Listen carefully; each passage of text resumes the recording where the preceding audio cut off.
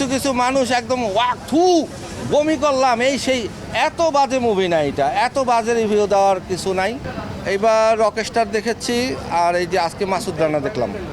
Rockstar মোটামুটি ভালো করেছে, কিন্তু আমরা হয় কি এখনও এই সিনেমা বোঝার মতো, এই সিনেমা ধারণ করার মতো অডিয়েন্স এখনও হয় নাই।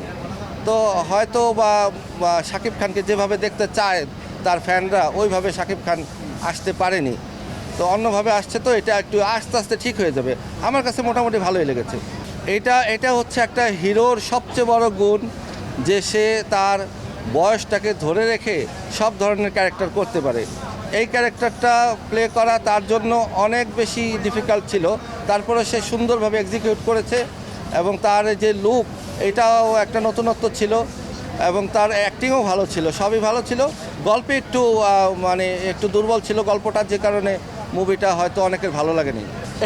আমি জানি না, আসলে একদম প্রথম দিন থেকে এটার ব্যাড রিভিউ শুনে আসছি।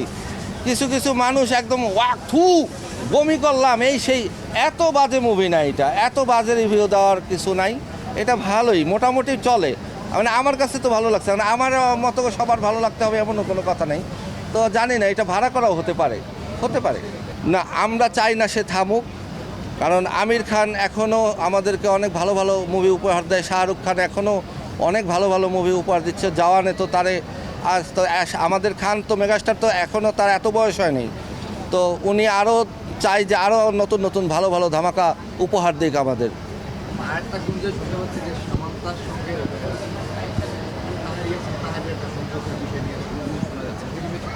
আমি আসলে এই বিষয়টা জানি না, আমিও শুনেছি আপনার মতোই।